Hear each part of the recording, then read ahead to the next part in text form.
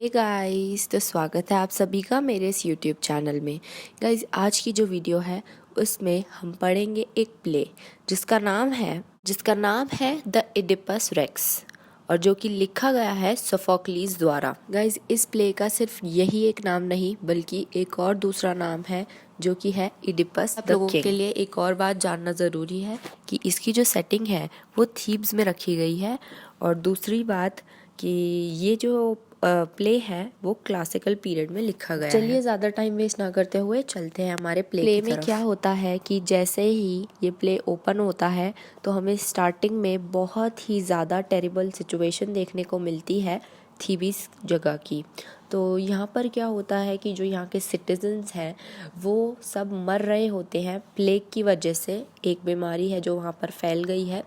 जो वुमेन्स हैं वो भी मर रही हैं और जो बच्चे पैदा हो रहे हैं वो भी मरते जा रहे हैं, पैदा होने से पहले भी और पैदा होते हुए भी। अब हमें पता चलता है कि इस प्लेग की वजह से जो सब भी तबाह हो रहा है वहाँ पर, तो उसके लिए जो थीब्स के जो भी सिटीजन्स हैं वो सब किंग के पास आते हैं और उससे बोलते हैं कि आप जल्दी से जल्दी इस प्लेग को ख़त्म कर दीजिए।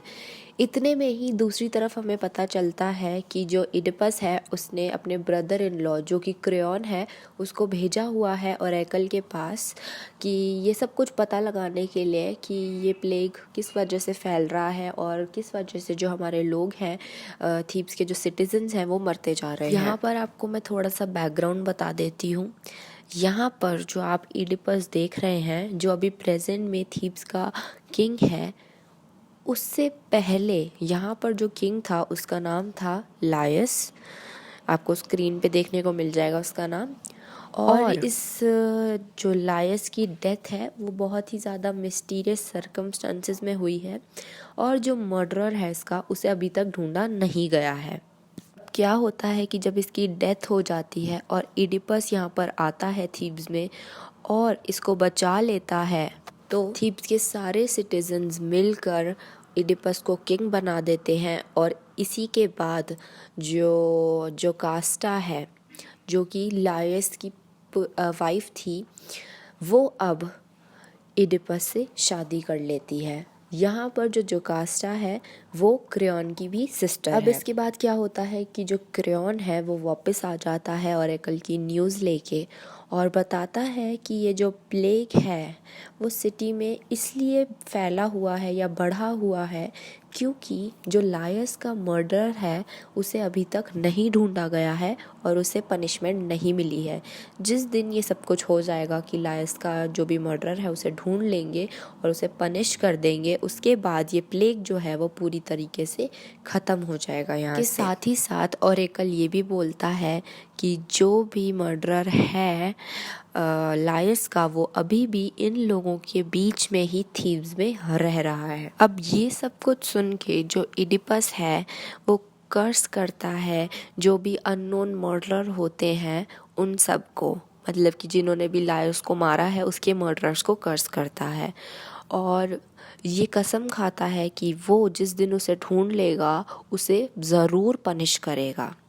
अब वो अपने लोगों को जो कि थीब्स के लोग हैं उनको ऑर्डर करता है कि अगर उन लोगों के पास कोई भी इंफॉर्मेशन है लायस की डेथ को लेकर तो वो उससे ज़रूर शेयर करें, कोई भी हो चाहे वो छोटी से छोटी क्यों ना हो, ताकि उसे मदद मिल पाए जो भी लायस का मर्डरर है उसे ढूंढने में। अब हमारे सामने एक और कैरेक्टर देखने को मिलता है जिसका नाम है टायरेसिस, जो कि एक ब्लाइंड प्रोफेट है और ये हेल्प करता है इन्वेस्टिगेशन में। अब जो है टायरेसिस आता है पर पहले तो मना कर देता है इडिपस को कुछ भी बताने से,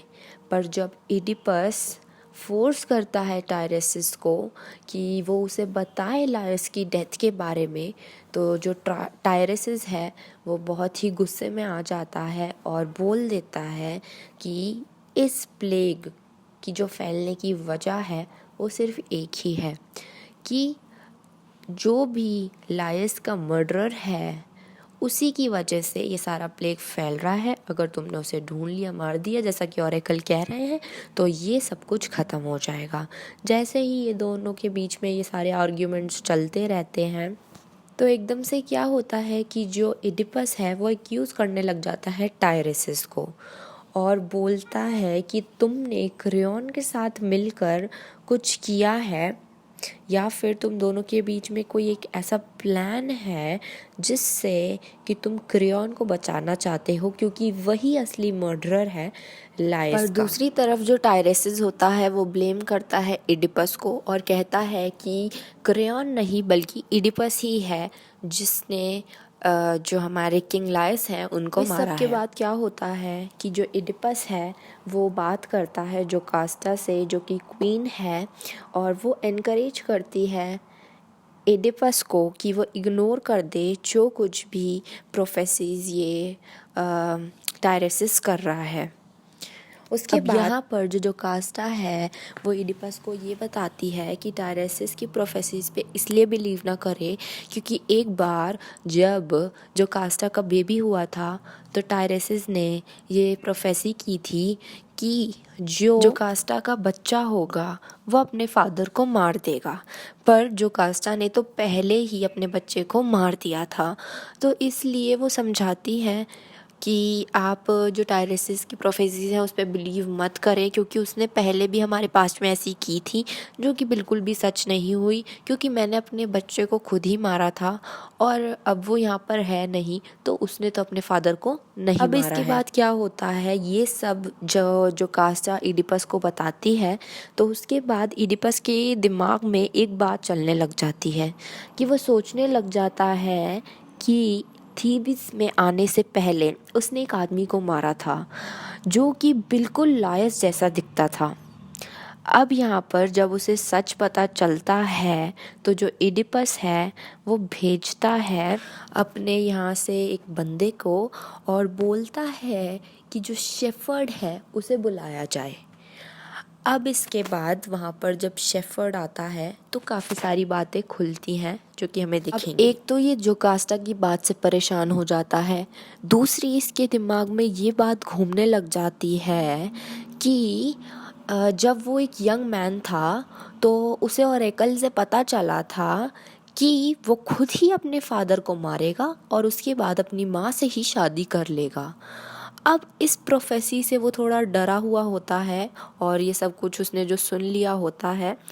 वो दोबारा से जो कास्टा से ये सब कुछ शेयर करता है और उसे अपनी भी जो उसके ऊपर प्रोफेसी हुई होती है उसके बारे में भी जो कास्टा को बताता है। पर जो कास्टा दोबारा उसे कह देती है कि इन सब प्रोफेसीज के बारे में मत सोचो और तुम किसी चीज़ से डरो या घबराओ मत। अब इडिपस को अपने एक मैसेंजर से पता चलता है कि जो पॉलीबस है जो किंग है कॉर्निंथ के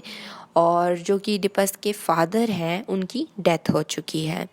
तो जो कास्टा है वो बहुत ही खुश हो जाती है और अब ये सोचने लग जाती है अपने दिमाग में कि जो प्रोफेसी है जो कि इडिपस ने के खिलाफ हुई थी वो सब कुछ गलत है, ऐसा कुछ तो हो नहीं सकता, क्योंकि अब जो इडिपस का फादर है वो मर चुका है और उसकी डेथ जो है वो नेचुरल हुई है। पर फिर भी जो इडिपस है वो अभी भी थोड़ा थोड़ा अंदर कहीं ना कहीं से डरा हुआ होता है,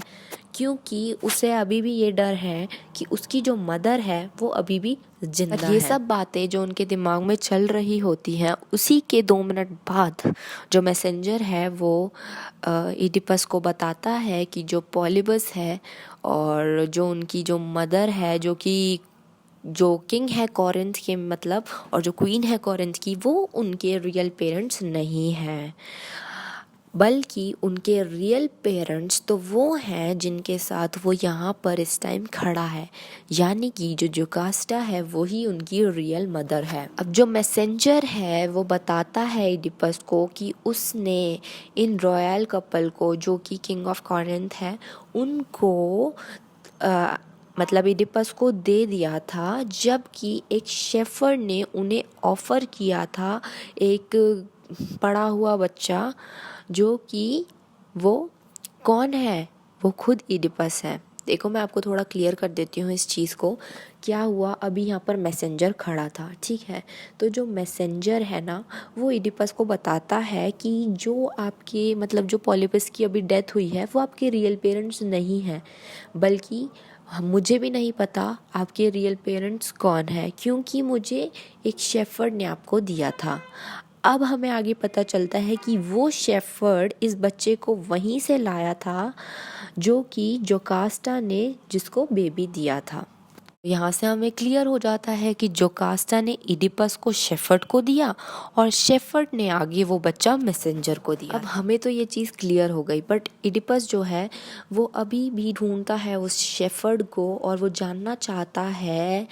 कि सच कि उसका जो बर्थ है वो कहाँ हुआ था और शेफर्ड ने उसे कहाँ से उठाया। अब क्या होता है, एकदम से जो जोकास्टा है वो इडिपस को बोलती है कि ख़त्म करो ये सब कुछ और अपने पैलेस में चली जाती है। अब यहाँ पर क्या होता है कि जो इडिपस है वो अभी भी वेट कर रहा होता है शेफर्ड का। तो सबसे पहले जो शेफर्ड है वो पहले तो मना कर देता है कुछ भी बताने से, पर उसके बाद एकदम से शेफर्ड जो है वो उसे बताता है जो भी उसे पता होता है। तो वो इडिपस को बताता है कि जो इडिपस है वो एक्चुअली में सन है लायस और जोकास्टा का, क्योंकि जोकास्टा ने ही शेफर्ड को बेबी दिया था कि इसे फेंक आओ, ये अपने जो फादर है उनको मार देगा, तो हम इसी बच्चे को नहीं रखना चाहते हैं। पर फिर क्या हुआ कि उस शेफर्ड ने उस बच्चे को ऐसे ही फेंकने की बजाय उस बच्चे को किसी और को दे दिया, जो कि एक मैसेंजर के थ्रू हमें पता चलती है स्टोरी। तो उसने उस मैसेंजर को दिया और उस मैसेंजर ने आगे वो बच्चा कोरिंथ को दे दिया था। अब एंड में सब कुछ पता चल जाता है कि जो इडिपस है वही एक्चुअली में जोकास्टा और लायस का बेटा है, और उसने क्या किया है कि लायस को मारा है। मतलब कि दोनों की प्रोफेसी सच निकली है, जो कि जोकास्टा ने सुनी थी और जो कि इधर से इडिपस ने सुनी थी। जब उसे ये सब कुछ पता चलता है तो जोकास्टा भी ये सब कुछ सुन लेती है और वो देखता है जोकास्टा को जाकर जब, तो उसे पता चलता है कि जोकास्टा ने खुद को मार लिया है। अब जब इडिपस इतने पेन में और इतनी सब देख चुका होता है तो उसके बाद वो क्या करता है, अपनी जो आँखें हैं उन्हें बाहर निकाल के अपने आप को नुकसान पहुंचाता है और एंड में वो ब्लाइंड हो जाता है। और इडिपस जो है वो क्रेयॉन से ये बेग करता है कि क्रेयॉन जो है वो इडिपस को मार दे। अब उसके बाद जो क्रेयॉन है वो ओरेकल से दोबारा बात करता है कि क्या करा जाना चाहिए उसके साथ जिसे कि हमने ढूंढ लिया है, जिसने लायस को मारा था। तो ओरेकल एंड में क्रेयॉन को यही बोलते हैं कि जो इडिपस है अब उसे जो थीब्स है वहाँ से निकाल दिया जाए। अब हमें एंड में ये देखने को मिलता है कि जो इडिपस है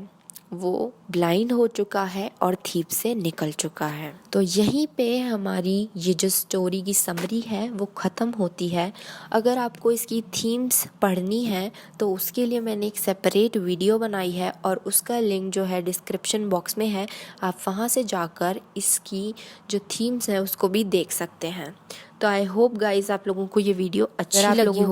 अच्छी लगी है और आपके लिए हेल्पफुल रही है, तो इस वीडियो को लाइक करना ना भूलें और नीचे कमेंट बॉक्स में भी मुझे ज़रूर बताएं कि आप लोगों को और वीडियोस किस टॉपिक पर चाहिए। Thank you guys, have a nice day.